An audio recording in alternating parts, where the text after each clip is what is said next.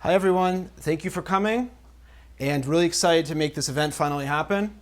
It's cool to have so many people in the room that I actually have a personal relationship with. So it's every person that's in the room always adds like a new vibe to the room, and like one person leaves, it's sort of like a minion of 10 men. When there's 9 people, it's not a minion, and when it's a 10, suddenly everything goes up. Every single person has such infinite importance. So I'm so glad to make this happen.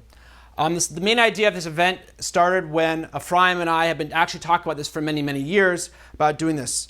Ephraim is an incredible healer. He is very knowledgeable. For over 30 years, he's studied every possible healing methodology, and for years I have been learning from him. He makes a lot of content, very interesting material, and I usually almost always get a session when I'm with him. And now he always asks questions of the big Rabbanim in Yerushalayim. When you live in Yerushalayim, you have access to the big people to ask questions about what's permissible and what's not permissible. So Ephraim is a seeker of truth and a great friend of mine, and we've been through a lot together, so it's great to finally making this event happen. I get the opportunity to speak basically every week, multiple times at Baycrest Hospital, where I'm a rabbi there, a chaplain, and a psychotherapist. And so a lot of what I do there is basically under the category of what we call spiritual care. And I was talking to a doctor this Shabbos, and he was talking about the notes, because we actually chart our notes in the computer about what we do. And he was like, yeah, we never look at any of your guys' notes, it's all just gobbledygook.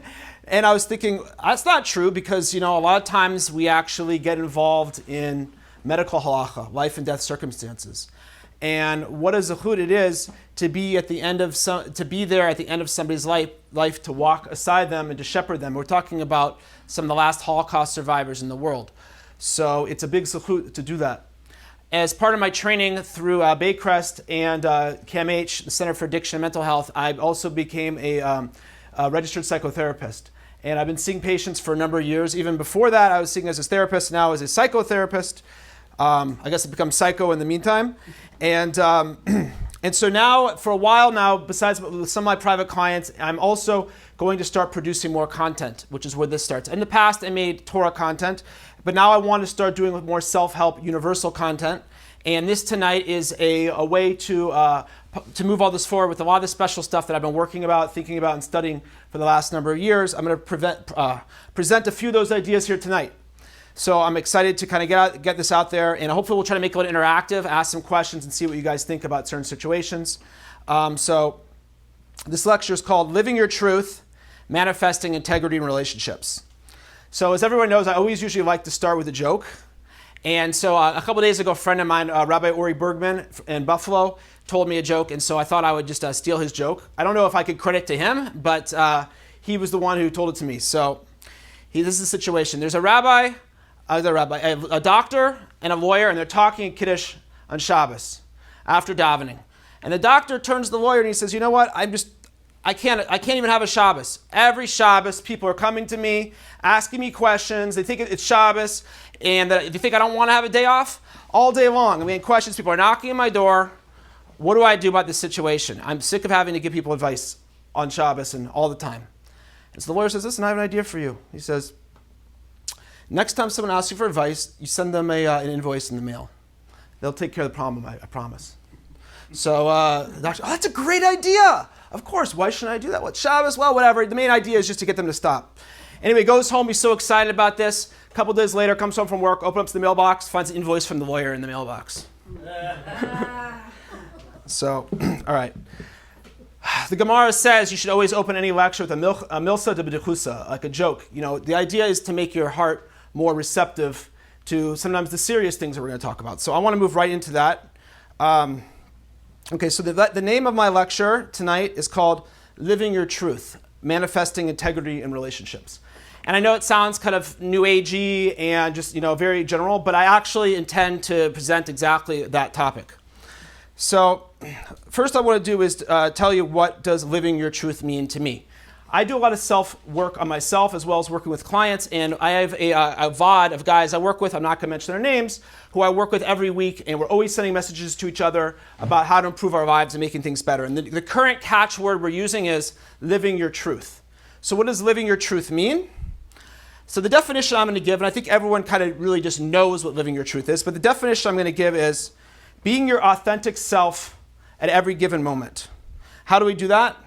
You have to have an honest recognition of your strengths, your convictions, and your beliefs. A lot of people are really unhappy about what happens to them in the world. They're seeing themselves as a victim, that things are happening to them in the world. The reality is, things do happen. There's a God in the world, and there's other people in the world. But when it comes down to it, we have to take responsibility, and that means that our beliefs that we hold about ourselves is going to affect our actions, and those actions are going to make the results that we get in the world. It's that simple. Your beliefs become your actions will influence your results. Again, there's others involved, and we're going to talk about that because the second part of the lecture is manifesting integrity in relationships. So you might know yourself, but that's not going to be enough. So besides being your authentic self, we must also see clearly our negative imprints from the past. There's been discussion among some of my rabbi friends about how much we should delve into negativity or not. Regardless of whether you should delve into it, there's two schools of thought of that in psychology. You must know your weaknesses. You must know what you've been through. If you've been through a hard upbringing, if you've been through some hard relationships, some trauma in work, you got to recognize that. Why do you need to recognize that? Because those are going to form your beliefs, which again are going to form your actions, which are going to form your results. If you walk into a job interview and you are walking like Nebuch, like you're nothing because of all your bad experience in the past, that's a result of your beliefs. So clearly, and that's a result of the negative imprints. No baby comes into the world with negative imprints. We all have our good things and bad things about us, but regardless, most of what we pick up besides our genetic imprint and what's naturally found in our neshama is from our environment. Okay. And the last thing is recognizing your real feelings and dealing with them. Being honest about how you feel about things. And we're going to talk about later, and not only is it that you have to be honest with yourself about how you feel with things, you need to honestly express yourself through relationships. And we're going to talk about that. When I say relationships tonight, I mean all relationships. I'm not talking about romantic relationships. I'm talking about family relationships, friends, work, every person that you meet in your interaction. So it's going to be a very general topic, but you're going to see that I'm going to hopefully pass on some tools tonight, some of which you may have heard before, but maybe not in this format. So manifesting integrity in relationships is using your authentic self, recognizing your negative imprints, and being in touch with your feelings, and using all that to positively influence what we do in the world in a productive way, which is positive for yourself and useful for other people. Okay, so we're going to break it down into 3 sections, and that's really all we're going to cover. And that's the basic sections are who you are, how to relate to others, and the final will be living your truth, which is the title of the class tonight. Okay, living your truth, again, means being your authentic self, recognizing your strengths, convictions, and beliefs, and supplementing them. So how can we be our authentic self? So I like to listen to a lot of content. When I'm driving in my car, thanks for coming, Rabbi. There's some various guys I listen to. One of them, and I feel it's not right for me to give over anything without saying who they were. So there's somebody I've listened to who's actually from Toronto named Richard Cooper. And some of the things he says I think are really about self-growth. There's 2 things that he says I think are extremely important and have affected me very deeply and are applicable for every person. The first one is he calls being your own mental point of origin. It's kind of a technical term, but it basically means defining yourself by yourself. That's it. I want to give you an example. And I want to make some personal examples because I think stories, the secret of Hasidic teaching as well as the Talmud is that by telling stories, we make things much more real. This is all a bunch of intellectual information. So I'm going to tell a few stories related to my lecture, and I also want you guys to get interactive. So I'm going to ask you some questions as well. Not personal, but just what you would do in a certain scenario. Okay. There's a time in my life where I was going through a difficult relationship, and I wanted to make things better, or I thought I did. And the problem about my interactions was that every mood and action that I would have was directly influenced by how this other person was treating me, right? If this person treated me nicely that day, sent me a nice email, I'd feel good, I'd feel elated. If it was a negative situation, I would feel very negative. But that's people, right? People are up and down. It is insane to make our own self-worth and our own sense of being based on how other people are treating us. Can you think of anything more insane than that?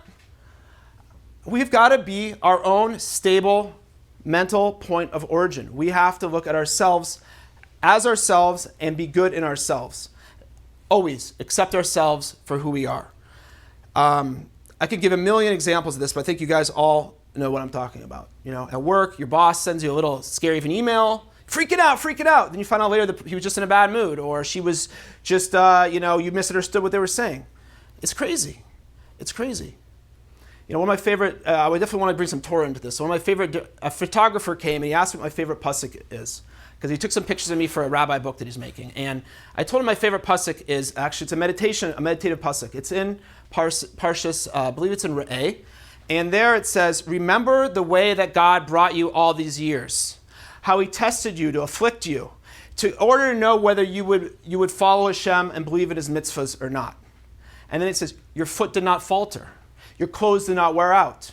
You always had enough to eat. And I think when we meditate on the past, we can realize that we always had everything exactly the way it was supposed to be. No one would change what they've gone through for somebody else's story. You'd always want it to be your story. Obviously there's some extreme examples. I work with a lot of survivors, but it's amazing to me among them how attitude can determine how much, whether they have this mental point of origin, this sense of self, which is so secure, will determine so much of what their life looks like, everything. You can see people who were just absolutely devastated, and I see people who built beautiful families and grandchildren, they come and visit them and they're happy, and you're like, this person went through the Holocaust. Yes, they did. Okay. So that's making yourself your own mental point of origin. I think people can frame that in many different ways, right? So the second point Richard Cooper speaks about, again, he didn't teach these necessarily in the same video, but he speaks both these a lot, is what I call becoming the best version of yourself. It means you have to constantly be going up, constantly looking for the next step, the next thing you're supposed to do, right? If you're good at something, recognizing those things you're good at and making yourself better at those things. And the things you're not so good at, either working on them or recognizing that maybe, hey, I'm a 5'10" Jewish kid. I'm not going to slam dunk a basketball on a 10-foot hoop. During high school, I really wanted to become a good basketball player, and I got to the point where I could shoot a decent free throw, but that's it. There's only so much material you can work through here, right? But I know what the things I am good at. I'm creative, so that's why we're here tonight. So that's what I'm working on. I'm not here, I'm not shooting 10,000 free throws like, who's the Boston Celtic who did that? The famous Boston Celtic? Larry Bird. Okay. So, wait a second. You say, Adam, that sounds contradictory. One, you say it's accept yourself for who you are. Others said make yourself a best version of yourself, right? So it's true. They're both true and they're not contradictory. Right now, everything is exactly the way it's supposed to be, and you must accept yourself for who you are.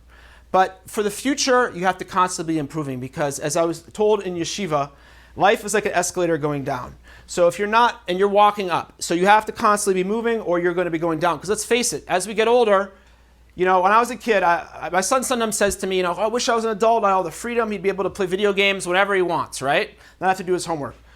But when you're an adult, we see that it's very different. Responsibilities, problems, financial stuff builds up. It gets harder and harder and harder and harder. So if we're not constantly moving up, how are we going to deal with the bigger and bigger avalanche of the snow that's coming down, right? So besides the fact that you need to accept yourself and make yourself your own mental point of origin, the reality is you have to constantly be improving, because you're not going to accept yourself and make yourself the mental point of origin if you aren't constantly growing. We constantly need to be moving. We need to be walking. We need to be going forward, right? Addressing your weaknesses and getting better at the things that you're good at will give your life a sense of growth, a sense of accomplishment, right? And maybe it's a smaller area than others, but we all have gifts that we can get better at. Okay, so I want to finish up section 1, but I want to throw some Torah into it, because I know some of you out there are asking yourself, how can it be that it's all about you? It's not all about you, right? There's God in the world. We believe in a God in the world, and we're involved with God. So one of my favorite Torahs is the very ikari, very yesodistic Torah of the Holy Baal Shem Tov on the pasuk Shiviti Hashem lenegdi tamid. It means I place God before me always. And there's many different ways of interpreting it, but the way that the Baal Shem Tov interprets it is he's saying I have shaviti, I have hishtavut, I have equanimity because God is before me always. Meaning it's my very sense of self is the fact that God is everywhere and everything is exactly the way it's supposed to be. He goes on to say, if you have bread and salt to eat, or you have fancy steak and wine, it's all the same because it's exactly what God wants at that moment, right? If I have 20 people show up here tonight or if 100 people show up here tonight, does it make a difference? Because every person that's here is exactly who's supposed to be here at this moment, right? It's insane to chase after this stuff. I mean, what are we chasing after? Facebook likes, chasing after who called me? It's crazy. It's a non-ending thing. We have to stay still, accept who we are, make yourself your own mental point of origin, but at the same time, constantly moving up. Okay, so in the interest of time, I want to move on to the second section because we only have 3. This is where it's going to get tricky. How to relate to others. You should never help anyone at all. Okay, I didn't 100% mean that, but I'm going with that idea. What do I mean you should never help anyone? Okay, why do I mean that you should never help anyone? This is the thing. What does help really mean? Whenever you want to help somebody else, you have to ask yourself 3 questions. What does this person really want and need? Like, what are they asking of me? Second question, which is equally important, is what is my personal motivation and stake in what they're at in this, right? In psychology, we call this like projection, transference, etc. The last question is, am I really helping them? And maybe I'm also possibly hurting people as well with what I'm doing. So many people have hurt people and destroyed people thinking they were doing a mitzvah. You'd be surprised. So I'm going to give you an example here because this is all very vague, okay? Some of these examples I'm really afraid to give over. I don't really know if I should because they're real extreme. Okay. Let's just give this an example. Let's give this an example. I'm going to use this example because I think this one, no one's going to be triggered by this one. Somebody comes to you and says that someone in your work is stealing and abusing people, just doing really bad things to other people. And they feel really upset and hurt that this person did it to them. Feel really upset this person did it to them, right? So we shouldn't help this person, right? That's what I'm saying. Not exactly.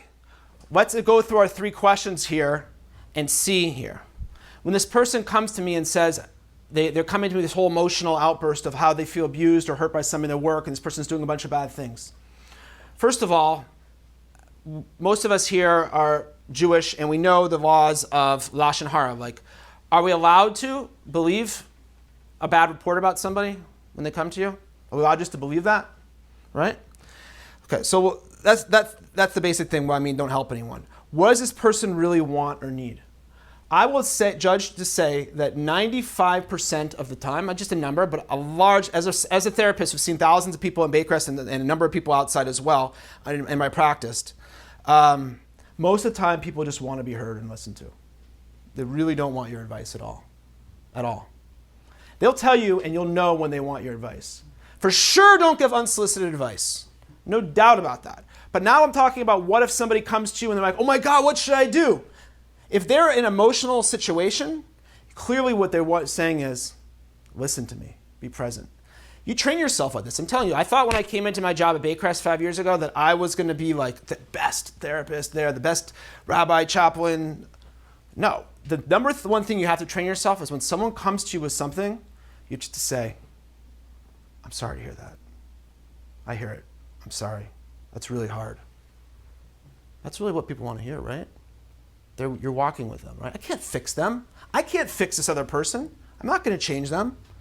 They just want to be heard and acknowledged. And maybe you don't even agree with them. It doesn't matter. I hear you. You're feeling really bad. I'm so sorry. You know? I've had people say, don't even hand them a tissue box. because it's all under the realm of fixing, changing. Like, they can go get a tissue if they need a tissue. Like, be present to whatever their needs are. Just be an emotional antenna for them, right? What's my personal motivation and stake in all this, right?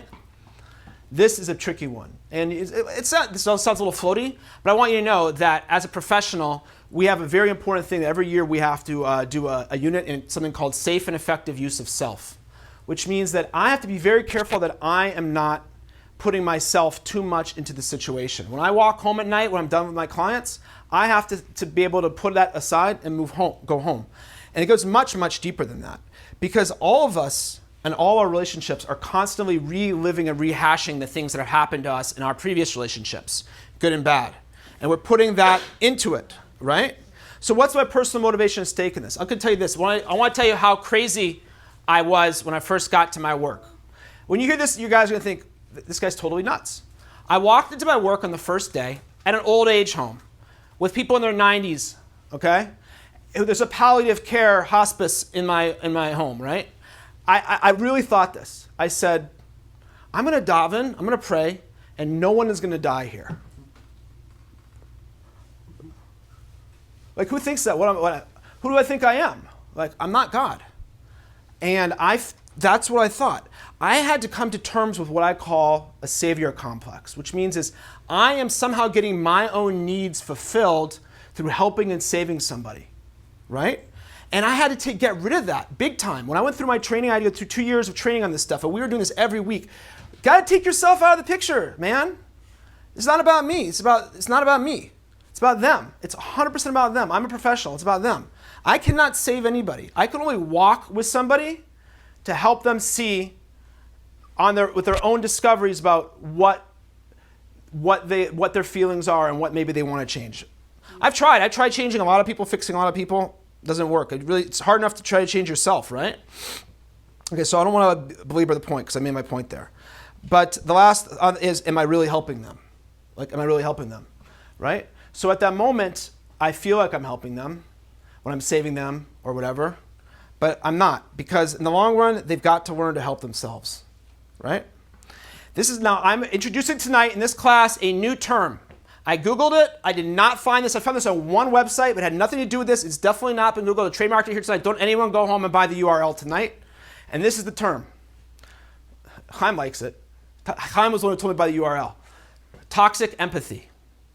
Toxic empathy is when you think you have empathy, you're emotionally resonating with somebody else and their situation, but it has absolutely nothing to do with them. It's about you. I definitely don't want to belabor this. It's too controversial of a topic, but I will say that I see this the most between the relationships between men and women. When it comes to men's rights, female rights, accusations, the guy was this, the girl was this, all sorts of stuff, and we see it in the religious community a lot.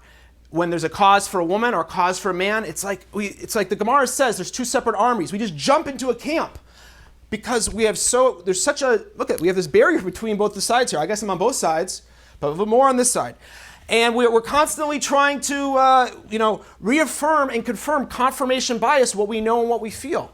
Maybe this man isn't a bad guy. Maybe he's a good guy. Maybe this woman isn't a bad lady. She's a good lady. We don't know.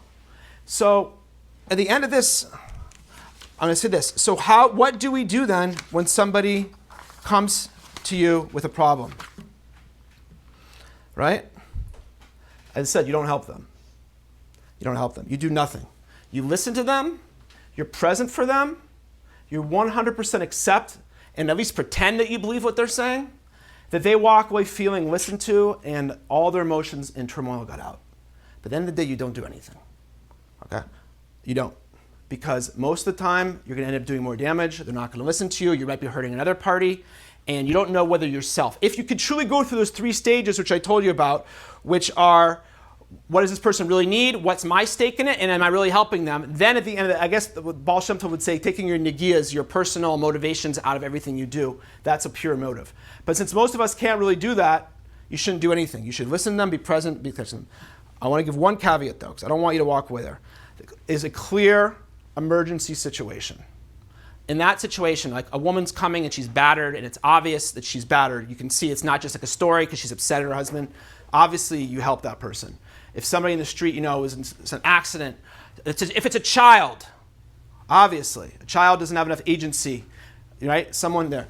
Of course, see, all these underlying motivations is where this whole advocacy thing comes in. And a lot of people theorize that we don't do anything in the world unless we have our own personal stake in it, right?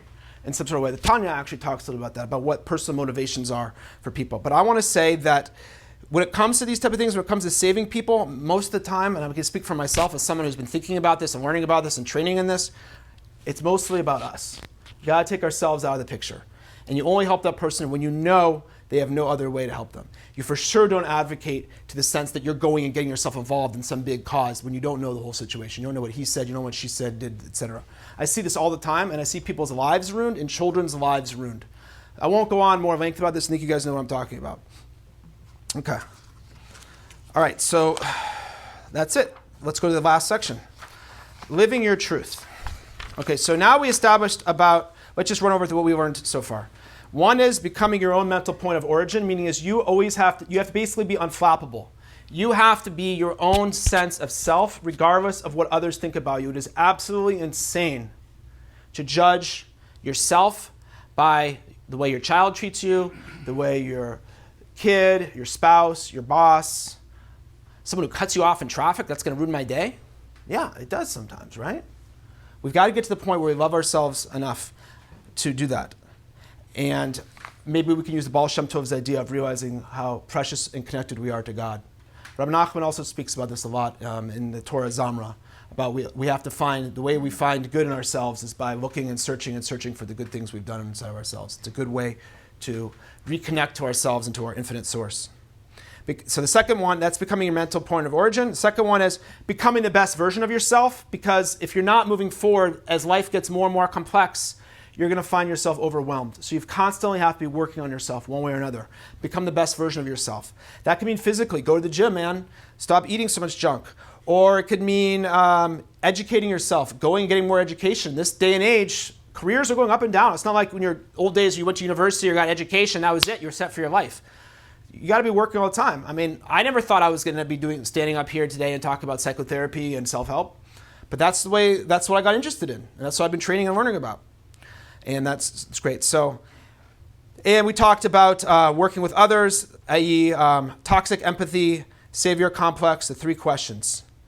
Right, there's one thing I forgot to add on that. We're not going to really have much time to get too much into it because I want to give time for Ephraim. But I just want to say something that's very important, which I should have said at that time. It's called the victim triangle.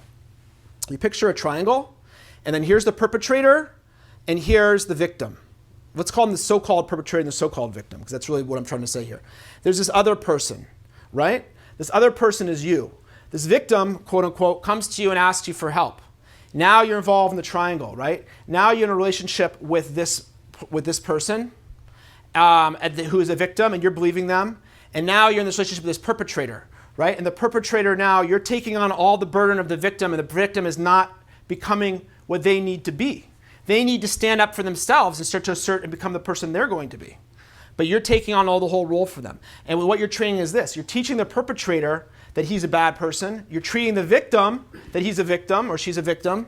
And you're putting yourself as the role of the savior, which again is usually coming from a bad motive. There's a lot more to talk about the victim triangle, but it's not good. It's called triangulation. And that's basically why marriage counseling doesn't work. People don't go, marriage counseling almost always ends up towards bad ends. Why? Because one of the parties sees themselves as a victim and they're trying to get the therapist to agree with them. And nobody likes to be picked on. No one wants 2 against 1, particularly when it's professional. It's very difficult as a professional. I don't do marriage counseling, but I have sometimes worked with hard situations. I work with like inheritances and stuff like that, and that's also a very heated situation. And you got to be very careful to get yourself neutral. It's a perfect example of not getting pulled into saving somebody and let the person represent themselves. You got to let this person become themselves, right?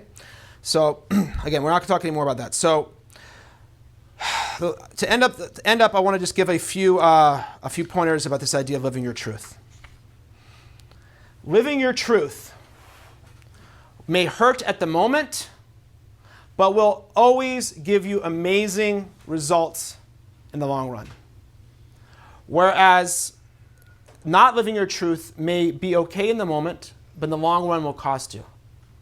So I was talking to somebody recently who spoke about someone who was very aggressive to them and strong to them, and the person would just sort of shy away until the moment would go away, right? And this person seemed that reasonably it would be a way to deal with the situation. If you're just kind of shy and back away from the situation, that will fix the situation. It will end. The pain will end. So right, the pain does end at that moment, right? So heroin as well, if you take it, or morphine, it will end the pain in the moment, right? But you're not getting to the root cause of what's going on here. The root cause that's going on here is every time that you shy away in that interaction, when someone's trying to oppress you, you're telling this person, hey, it's okay to be a bully. You're affecting me. I can see that. Your emotions are my behavior, my emotions is belying how I really feel about what's going on here. And you are getting rewarded for your behavior. And for me, I'm constantly, I think they call it death by 1,000 paper cuts. I'm slowly, over many years, telling myself that I'm not worth enough, I'm not strong, I can't stand up for myself, I'm not good enough. Constantly. So at the moment, it may be okay, but in the long run, you're not living your truth, it's going to cost you, because in the end, you're making this person a bigger bully, and you're making yourself a bigger victim, until the point where you're just stuck, right? So that's why that doesn't work. Eventually, you will burst, and you will have a moment like that. There was one person in my life, some of you, I'm not going to obviously say any names, but some of you I've told the story to, who was oppressing me for many years, and at one point, I just blew up. And I got aggressive. And it changed all the abuse, I can tell you that. Right? So it was good in that regard that it reframed the whole relationship. The abuser stopped being an abuser, and the victim stopped being a victim. I stopped being a victim. But the cost that I had in that moment was that I was alienated from that person for another 5 more years. If I had started getting aggressive and pushing this person, which I did, and that's the only time I've ever pushed anyone in my whole life or been in any physical altercation with anyone, and that's all I did is push this person once. If I had just said, no, I don't like what you're saying to me. I don't like how it feels when you say that to me. I don't appreciate that. It's really hard to do in the moment, right? Me and Rav Avram were talking about if you can just pull yourself away for like 3 to 5 seconds and just go into the other room and then come back, you can say that. So we have to train ourselves to say that. Express our emotions, assert ourselves. Never be aggressive. Assert yourself. I don't, and it's always about you and not about them. I don't feel good, Mike, when you talk to me like that. My boss, not my boss, my actual boss, but just say a boss. I think that's a little bit too much to ask of me. I don't think I'm capable of doing that today. Right? What we want to say is, no, I hate you, no. No. You will solve it. All they have to hear is your feelings. It's about you. It's not about them. It's about you. Your feelings. And your feelings are never wrong. Actions can be wrong. Words can be wrong. But the second you act out, now suddenly this person has turned you into the aggressor and they're the victim. And that's what happened. This person who was so, not nice to me, for 5 years later, this person became the victim and I was the bad guy. Right? Okay. So to wrap up here. The closer we get to our purpose, the more we find ourselves in the infinite light of God, the more we live our truth, the more we will attract all the good things that life has to offer. We have to stop trying to please people, stop trying to promote ourselves, and just become the best we can be, and they will come. The spiritual care approach, which I based on, is based on Viktor Frankl's A Man in Search of Meaning. I don't know if you've read the book. Brilliant book. He basically talks about the people who were able to make it through the Holocaust, and he said the people who made it through the Holocaust were those who found a reason to go on. For his reason was that he had a manuscript about psychology that he had written, and it was lost, and he was thinking about it the whole time. He lost the manuscript. He was thinking about it when he was in the concentration camp, and he wanted to produce it because that was his magnum opus. For others, they survived because they wanted to be reunited with somebody they hoped was still alive. The muscle men, they're called, the people who didn't, is the people who gave up hope. As spiritual care, as professional, we try to live our lives and help other people walk with them to find meaning, purpose, and hope. The secret of life, according to me, is that life is meant to be lived. When you start seeing your life as an adventure, and then you can go up and down. And I actually stole that from the movie Parenthood. You guys ever seen the movie Parenthood? The whole roller coaster parable at the end, right? Life's like a roller coaster, right? Sometimes it goes up and sometimes it goes down, but it's all part of the adventure. It's part of the ride. When you see your life as an adventure and life is meant to be lived, you'll have a lot more hope and a lot less regret. Okay, so thank you guys so much. I don't know how long I went, but I hope you guys enjoyed. And all the teachings I gave tonight were teachings that I try to live by and affect me deeply. So I hope you guys could feel that and resonate with that. I want to introduce now, Ephraim, are you ready? So I'm ready to our main act for tonight, the uncomparable Ephraim Geltman, who is going to, I'll let him speak for himself, but he is an expert healer and knowledgeable in all sorts of paradigms, including how natural healing interacts with Jewish law. So he's available for the next week. You can, if you like him, you can speak with him afterwards. You can make a consultation with him. But I highly recommend him because he is also my personal hero and the person I go to is my go-to guy. He helps me tremendously in my life. So again, I also want to thank Rav Avraham Gisselson, his wife and family, Breslov, Toronto, and Kol Yerushalayim congregation, and everyone for making this event happen. This is Rav Avraham's home, and that he does this every week. This is the most amazing shul in Toronto, bar none. If I didn't have to be down south, everybody knows I would be up here every Shabbos. And when I come here, I feel like it's mamash like Eretz Yisrael. And I love this guy. Like, he's mamash a brother. Okay. Ephraim Geltman, everybody.